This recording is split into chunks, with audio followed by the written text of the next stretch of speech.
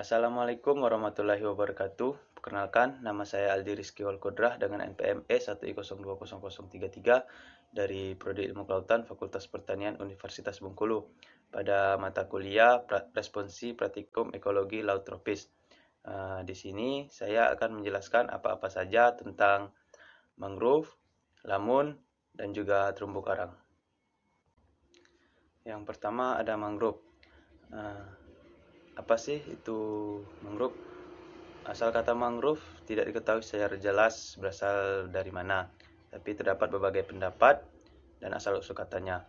Yang pertama, menurut Macnay 1968, menyebut kata mangrove merupakan bahasa dari Portugis yaitu mangue dan bahasa Inggris yaitu grove. Sementara itu, menurut Mas Thaler 1997, kata mangrove berasal dari bahasa Melayu yaitu mangi-mangi yang digunakan untuk menerangkan marga Avicennia dan masih digunakan sampai saat ini di Indonesia pada bagian timur.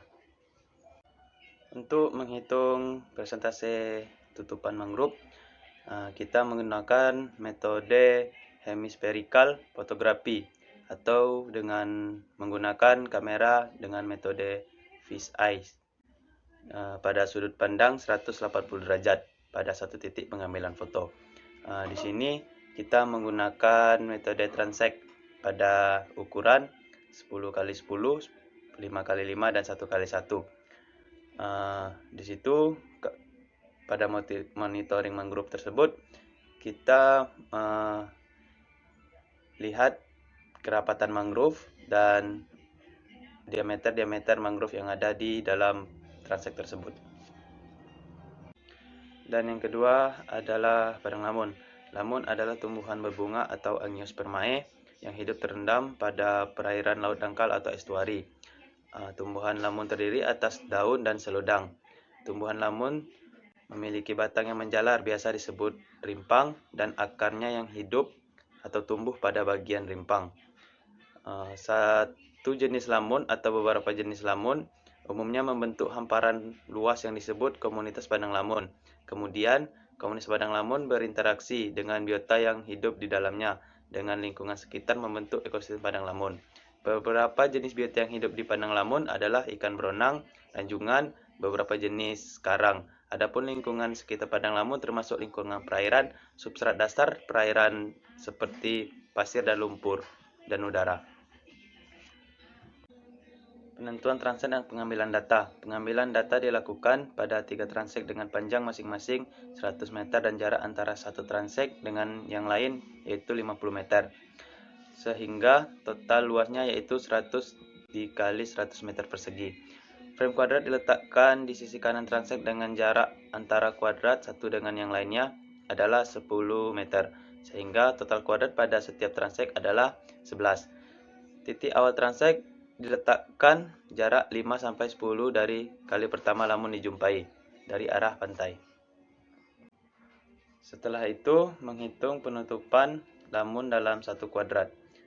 Dengan rumus penutupan lamun dalam persenan sama dengan jumlah nilai lamun dalam 4 kotak dibagi menjadi 4. Maka itulah hasil dari penghitungan penutupan lamun dalam satu kuadrat.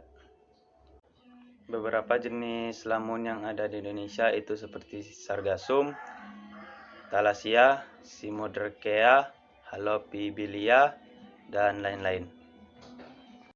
Dan yang ketiga yaitu terumbu karang. Terumbu karang terdiri dari 2 suku kata, yaitu tumbuh dan karang. Tumbuh sendiri memiliki makna batuan sedimen dari kapur atau kalsium karbonat yang dihasilkan oleh karang. Dan yang dimaksud dengan karang adalah koral atau sekelompok hewan dari ordo Skeronchim yang menghasilkan kapur tersebut. Jadi, terumbu karang adalah sekelompok hewan yang bersimbiosis dengan sejenis tumbuhan alga yang disebut Zoxtahelae. Terumbu karang termasuk ke dalam jenis filum Cnidaria, kelompok Anthozoa yang memiliki tentakel. Metode yang digunakan pada data terumbu karang adalah dengan metode transek kuadrat. Terus makhluk-makhluk yang berasosiasi di terumbu karang diantaranya adalah alga, krustasea, moluska, echinodermata, dan ikan-ikan jenis ikan lainnya. Terus penyebab terumbu karang mengalami bleaching adalah terjadinya perubahan suhu air laut di atas atau di bawah normal. Adapun yang menyebabkan pertumbuhan terumbu karang dibatasi oleh beberapa faktor, yaitu seperti salinitas air, suhu, cuaca, cahaya, arus, dan juga pada substrat. Mungkin itu saja yang dapat saya jelaskan tentang mangrove, lamun, dan terumbu karang. Apabila ada kata-kata yang sedikit tidak jelas, mohon dimaafkan. Pada Allah saya menampun. Wabillahi taufiq wal hidayah. Wassalamualaikum warahmatullahi wabarakatuh.